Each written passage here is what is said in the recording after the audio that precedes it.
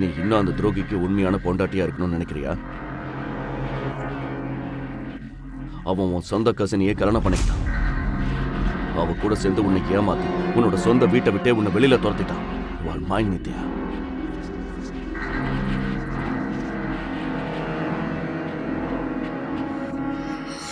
Mister ஷாடோவின் அந்த ஈர்ப்பை அவளால் முழுமையாக உணர முடிந்தது. எதுவா இருந்தாலும் உங்க மனசுல இருக்கிறத வெளிப்படையா பேசுங்க மாப்ள என்று மேனகா பிரகாஷிடம் கூறவும், நீங்க இப்ப என்ன சொல்ல வரீங்கன்னு எனக்கு ஒன்னும் புரியல என்று பிரகாஷ் ஜாக்கிரதையாக கூறினான். உங்க மனசுல இப்ப அக்ஷயா இல்ல, அந்த நித்யா தான் இருக்கான்னு எனக்கு தெரியும் மாப்ள. ஆனா இப்ப அக்ஷயா கர்ப்பமா இருக்கா. உங்க 2 பேருக்கும் கல்யாணம்னு ஊரு முழுக்க நியூஸ் பரவிடுச்சு. இதுக்கப்புறம் இந்த கல்யாணத்தை நிறுத்தினா அது நம்ம 2 பேரோட குடும்பத்துக்கும் அசிங்கமா போயிடும். அதனால இந்த கல்யாணம் எந்த பிரச்சனையும் இல்லாம நடக்கணும். ஒருவேளை கல்யாணத்துக்கு அப்புறமும் உங்க மனசு மாறலன்னா கொஞ்ச நாள் கழிச்சு அக்ஷயாவை டிவோர்ஸ் பண்றத பத்தி நீங்க யோசிக்கலாம் என்று மேனகா சொல்லவும், அப்பாடா என்று நிம்மதி பெருமூச்சு விட்ட பிரகாஷ் நிமிர்ந்து உட்கார்ந்து, நீங்க சொல்றது சரிதான் ஆண்டி, எனக்கும் அக்ஷயாவுக்கும் கண்டிப்பா செட் ஆகாது என்று கூறினான். அது எனக்கும் தெரியும் மாப்ள. ஆனா உங்களுக்கு இருக்கிற பிரச்சனைய பத்தி கொஞ்சம் யோசிச்சு பாத்தீங்களா? அத பத்தி நானும் டாக்டர் கிட்ட விசாரிச்சேன். உங்களால ஒரு குழந்தைக்கு அப்பாவாகிற பாசிபிலிட்டி ரொம்ப கம்மின்னு சொல்றாரு. அப்படி இருந்தோ அக்ஷயா அப்ப கர்ப்பமா இருக்கானா அவளை நீங்க தலையில வச்சு கொண்டாட வேண்டாமா? அதை விட்டுட்டு நீங்க அவளை சந்தேகப்பட்டீங்களாமே. அக்ஷயா என்கிட்ட சொல்லிட்டு கதறிட்டா. அக்ஷயா வயித்துல வளர்றது உங்க வீட்டு வாரிசு, உங்க ரத்தம். அத போய் சந்தேகப்பட்டு வீணா நீங்களே உங்க மேல சேத்த வாரி பூசிக்காதீங்க. அப்படி நீங்க செஞ்சா உங்களுக்கு இருக்கிற பிரச்சனை வெளியில எல்லாருக்கும் தெரிஞ்சிடும். அதுக்கப்புறம் யாரும் உங்களை மதிக்க மாட்டாங்க. உங்க கம்பெனில இன்வெஸ்ட் பண்ணிருக்கிற ஷேர் ஹோல்டர்ஸும் இனிமே இன்வெஸ்ட் பண்ண போறவங்களும் கண்டிப்பா யோசிப்பாங்க. இதனால உங்க கம்பெனியும் பெரிய ப்ராப்ளத்தை ஃபேஸ் பண்ண வேண்டியிருக்கும் என்று மேனகா கூறினாள். ஒரு ஆணின் வீக் பாயிண்டை தெரிந்து கொண்டு அதை வைத்தே அவனை மடக்கும் வித்தையை மேனகா இப்பொழுது பிரகாஷிடம் பயன்படுத்தினாள். அவள் வாழைப்பழத்தில் ஊசி ஏற்றுவது போல பிரகாஷிடம் பேசினாள். பேசும்பொழுது அவளுடைய முகத்தில் இருக்கும் அந்த இனிமையான ட்ரேட்மார்க் புன்னகை இப்பொழுதும் அப்படியே இருந்தது. நம்முடைய பலவீனம்தான் அடுத்தவர்களின் பலமாக மாறுகிறது. பிரகாஷின் பலவீனத்தை மேனகா தனக்கு சாதகமாக பயன்படுத்திக் கொண்டாள். மேனகா கூறியதை கேட்ட பிரகாஷால் எதுவும் சொல்ல முடியவில்லை. அவன் அமைதியாக இருக்கவும், சரி மாப்ள, நான் இவ்ளோ தூரம் சொன்னதுக்கு அப்புறமும் அக்ஷயா வயித்துல இருக்கிற குழந்தை மேல உங்களுக்கு சந்தேகம் இருந்துச்சுன்னா குழந்தை பிறந்த உடனே DNA டெஸ்ட் எடுத்து பார்க்கலாம். அதுல அந்த குழந்தை உங்களோடது கிடையாதுன்னு ரிப்போர்ட் வந்துருச்சுன்னா அதே காரணமா காட்டி நீங்க தாராளமா அக்ஷயாவை டிவோர்ஸ் பண்ணிடுங்க. ஆனா அதுக்காக அது வரைக்கும்ல கல்யாணத்தை தள்ளி போட முடியாது என்று மேனகா கூறினாள். மேனகா சொல்வதும் ஒரு விதத்தில் சரி என்றுதான் பிரகாஷிற்கு பட்டது. காரணம், இந்த திருமணம் நடந்தால்தான் நிதிஷ் தன்னுடைய கம்பெனியில் இன்வெஸ்ட் செய்வார். அத்துடன் இப்பொழுது அவர்கள் ஒரு பெரிய ப்ராஜெக்டில் இறங்கி இருக்கிறார்கள். இதற்கு நிச்சயமாக நிதிஷின் சப்போர்ட் அவனுக்கு வேண்டும். இதையெல்லாம் யோசித்து பார்த்த பிரகாஷ், சரி ஓகே ஆண்டி, கல்யாண ஏற்பாடுகளை நீங்க ஆரம்பிச்சிருங்க.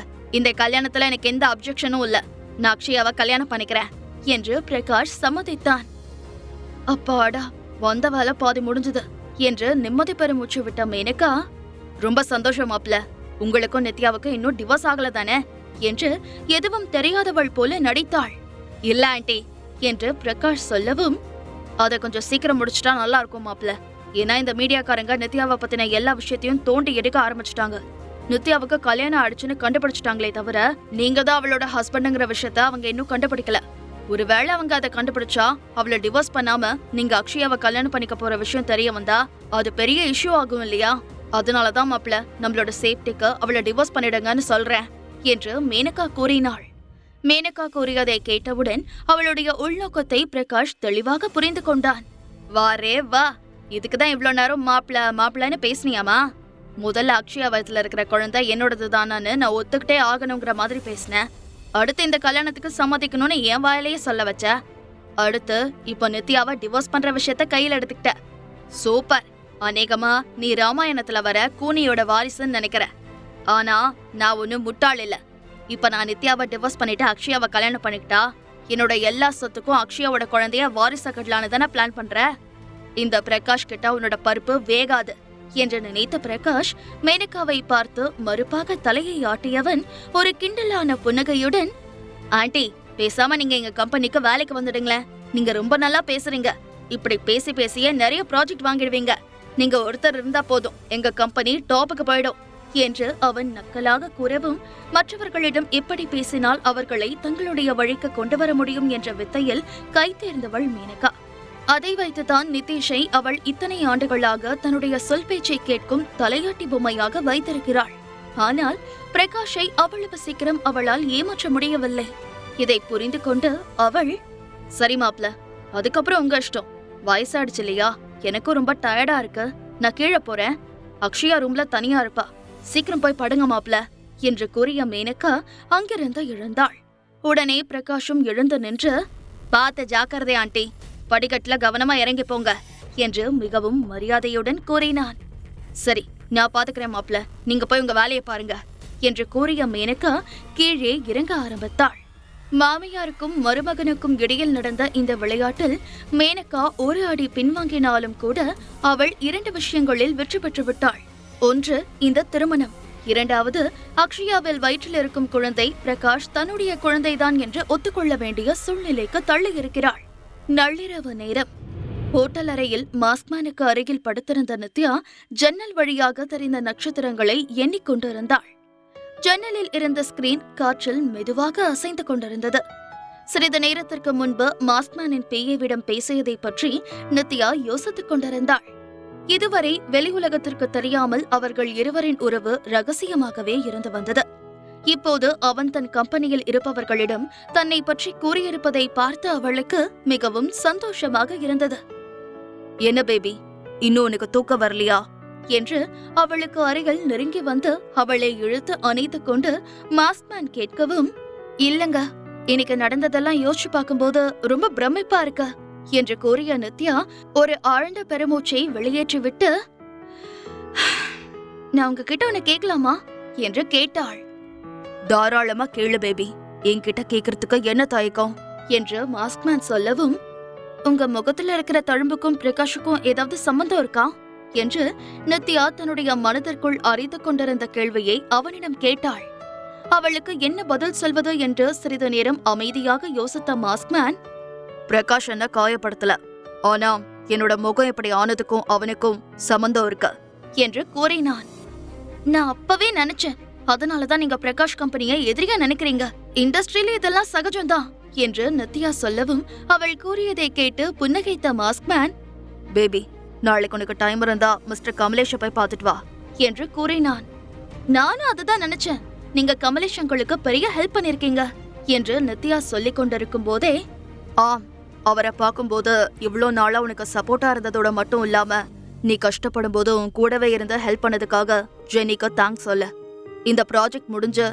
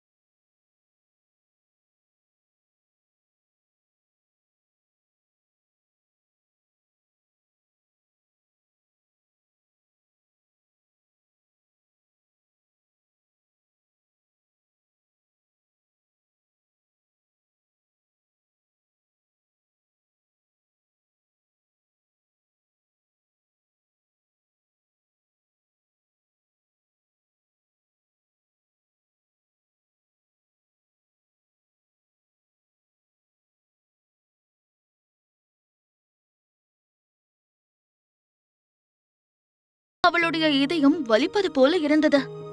இந்த தழும்புக்கும் பிரகாஷுக்கும் என்ன சம்பந்தம் இருக்கும்? ஒருவேளை சின்ன வயசுல அவரோட தழும்ப பார்த்து எல்லாரும் பயந்து விரட்டின மாதிரி பிரகாஷும் அவங்க அம்மாவும் ஏதோ ரொம்ப கொடூரமா இவர் மனசு காயப்படுற மாதிரி செஞ்சிருக்காங்க போல இருக்க. நல்லா இருக்கிறவங்களையே அந்த அம்மா அவ்வளவு பேச்சு பேசும். அந்த சின்ன வயசுல இவரை என்ன பாடுபடுத்துச்சோ தெரியல. இவர் முகத்துல இருக்கிற காயத்தை விட இதயத்துல இருக்கிற காயம் தான் அதிகமா இருக்கும் என்று நினைத்த நித்யாவின் கண்கள் கலங்கியது. அதை உணர்ந்து கொண்டு மாஸ்க்மேன், உனக்கு பயமா இருக்கா பேபி என்று பதட்டமாக கேட்டான். இல்ல, எனக்கு பயமாலாம் இல்ல, இதுல உங்க மேல எந்த தப்பும் கிடையாது என்று கூறினாள். ஒரு நிம்மதி பெருமூச்சை வெளியேற்றிய மாஸ்க்மேன், டைம் ஆயிடுச்சு, நீ தூங்கு பேபி என்று கூறினான்.